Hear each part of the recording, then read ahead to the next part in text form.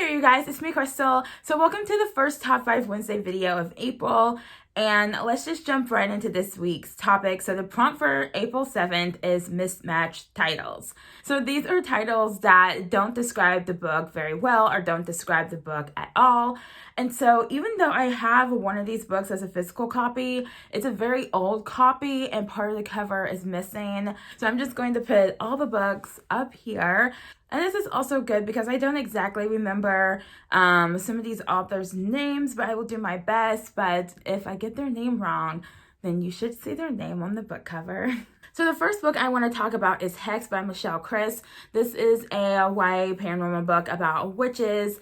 And the reason why I picked this book for this prompt, and I used to have a physical copy of this book, I had an art copy, but it was one of the books that I decided to unhaul since I wasn't going to reread it and I wasn't going to read the sequel. The reason why I picked this book is that the book is called Hexed, and the tagline was something witchy this way comes, which is actually the tagline was something that I didn't like about this book. Like, it's cute and it's like spunky and it has like a personality. I just thought it was like a little lame or something. But anyway, this book is on this list because I feel like just because you have a book with witches in it doesn't mean you have to pick like a cliche witchy kind of title. The word hex doesn't actually reflect the content of this book at all. No one in this book is put under any kind of hex or spell or curse. You know, the entire book is about Indigo trying to keep these bad witches, which I think the bad witches are called sorcerers, but I'm not entirely sure because it's been a while since I read this book. But she's trying to keep the sorcerers from getting their hands on some kind of book. And I think it's a book that is in her family that her mom owned or her grandmother or something. And it's like her family is supposed to protect this book and keep it out of the hands of like the sorcerers. And so that's what the entire book is about. And at no point is anyone put under any kind of spell or anything. And I get that, yes, you have hexed and the book has witches in it and people are going to see hex and know that they're witches. I just think that, you know, whoever titled the book could have done a little bit of a better job and a little bit more creative, more descriptive, more something. And like, you know, leaning a little less on, you know, typical cliche witch things, in my opinion. So the second book I put on this list is Paper Princess. And I think this is by Erin Watt. And this is a co-authored book. And I have an ebook copy of this book because I got the ebook for free because I had bought a physical copy of the book, but I didn't keep the physical copy because I was like, if for some reason I lose my mind and decide I want to read the next book, I'll just get the ebook.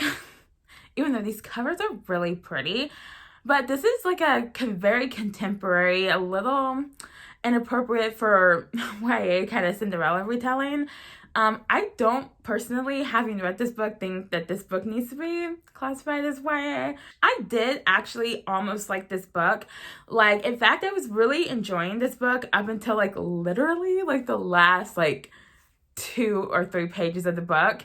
And it went from like, oh my gosh, I'm having a great time. This is definitely solid 4 stars, maybe 4.5, which is a really high rating for me for a contemporary book. But then, you know, things went downhill those last 3 pages and I'm like, oh my gosh, no, I'm so mad. There's the cliffhanger. Things just all of a sudden went from being good and stable to just being in the tank, I guess, so the authors could have an excuse to drag the story out another book or 2.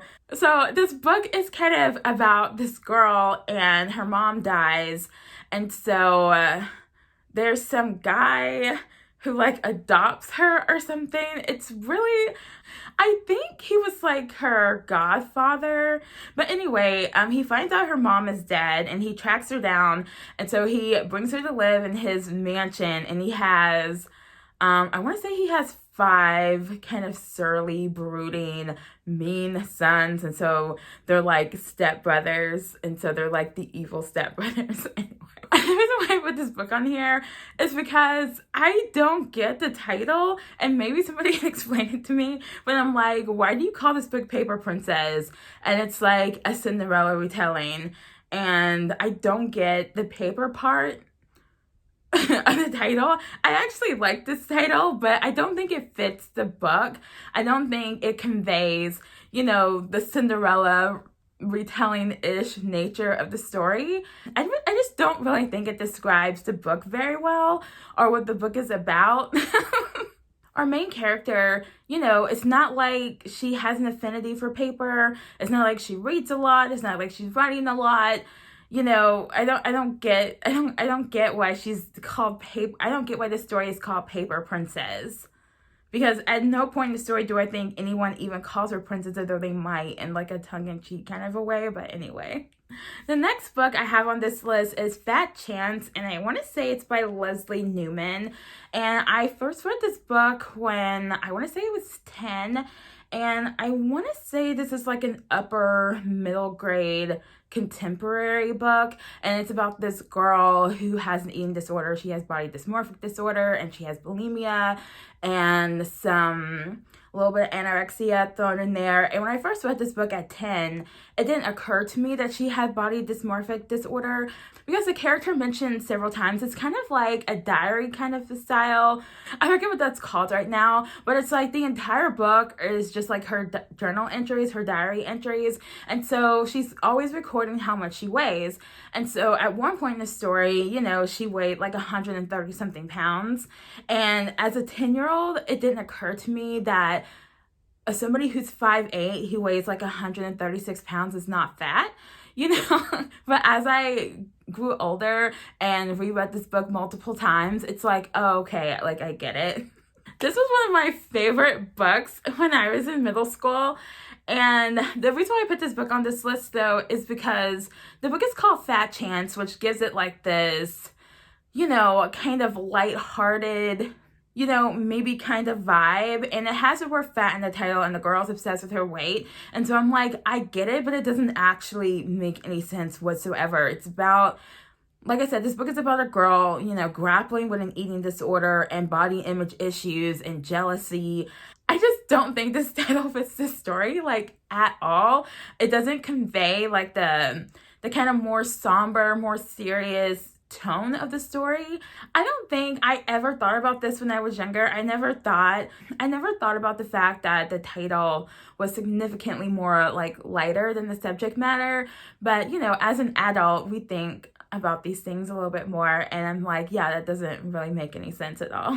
So the next book I put on this list is Pippa, and I want to say her name is Melinda, and I don't think I can say her last name, but hopefully you can see it on this book, and if it's not clear enough, I will put up a tag with her name spelled out.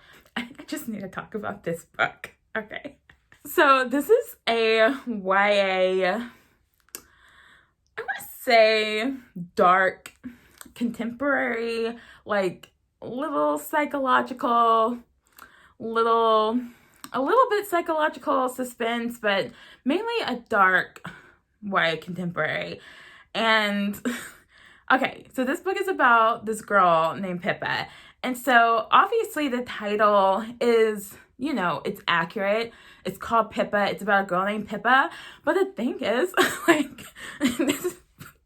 this is not come close to describing what this book is about. And I've seen, this is an indie published book, and so the cover has been changed twice. So the first cover made it look like kind of supernatural, and so like maybe it was a paranormal kind of a book. I feel like the second cover and the third covers kind of make it look kind of like a suspense book, like a thriller. And like I said, it's a little bit like a suspense, but okay, this book is so messed up. It is, I don't know how to explain it. I can't explain it without like spoilers, but it is seriously like the most disturbing book I've ever read in my life. And so we follow Pippa starting around 5 and going up to when she's, I want to say about 16 or 17. It's so disturbing. And at first, like, I'm reading the book the whole time. Because the first, like, when I was reading it, I thought there was some, kind of paranormal book. And so I'm waiting for some paranormal stuff to happen, and nothing of that sort is happening. And so what we have is this very kind of slow, kind of screwed up coming of age story. And so as she's getting older, like you're picking up on some vibes. But at some point in the story, I'm like, oh my gosh, that's what's happening, what I think is happening. And I don't know how I feel about this. And I still don't know how I feel about this. And I don't even know what kind of rating I gave this book.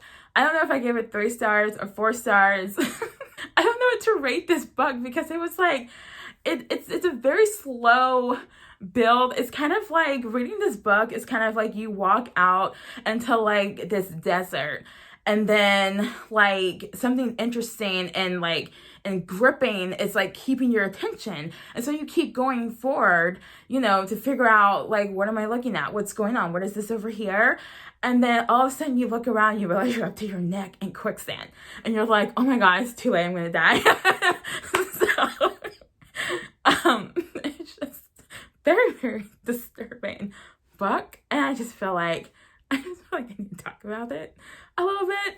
But this book has stuck with me. I think I read this book like 3 years ago. And it's like burned in my brain. I feel like I read it a few months ago. But Pippa, she's like, you know, she does not have an easy life, and she's like working, you know, really hard to like, you know, survive and, you know, find herself. And it's just so disturbing. And so even though, like, yes, the book is about Pippa and the title is Pippa, like, it does not come close. It does not come anywhere close to describing the content in this book. Yeah. So the last book I want to talk about is Heart-Shaped Box by Hale. I feel like I'm picking on Hale a lot in these top 5 Wednesday videos. But anyway, so Heart-Shaped Box is an adult horror. It's a ghost story, and it's about this aging over-the-hill rock star, and he likes to collect weird items. So he likes to collect like things that are haunted and things that were owned by dead people and things that were buried with people and just like really weird, creepy things like that. And so one day he's like on eBay and he sees a ghost for sale.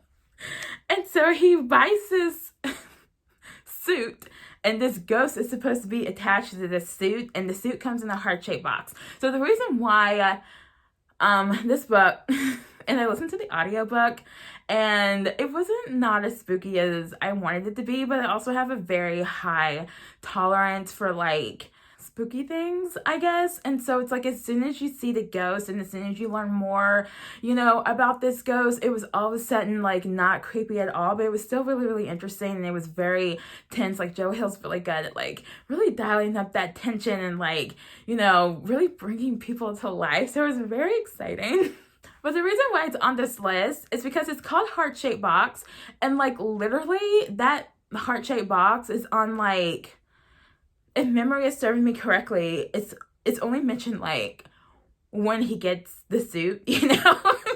Like he opens the package, he pulls out the heart-shaped box, he opens it, there's a suit inside, he takes the suit out, and it's like this heart-shaped box is never mentioned again. And it's like the heart-shaped box is not even what's haunted, it's the suit that's haunted. And so I don't know why this book is called a heart-shaped box. I just feel like it's a little misleading, because then like you think that there's something about the box, but like literally the box is just cardboard. It's just a box, and it's like not important to the story like at all. And I don't even think it's mentioned again. I don't even remember if they keep this box or not. Like, that's how insignificant this box is. It's like I have one memory of this box from reading this book or listening to this book, and that is when they first open it. So obviously it's not a very big part of the story. Like, but again, just like with all of these other titles, I understand why they titled it this, and maybe they couldn't think of anything else. And there is something a little ominous about having like a paranormal horror book called Heart-Shaped Box, but it's not very accurate at all. Okay, so that is all for this video. Let me know if you've read any of these books and you agree. You know, do you think that the titles, you know, fell a little flat? Like, do you feel like they could have been more, I don't know, creative or more descriptive or maybe more vague even and like maybe like less literal and less obvious, less reaching for the low-hanging fruit or whatever. So yeah, so that is all for this video, and I will see you guys next time. Bye.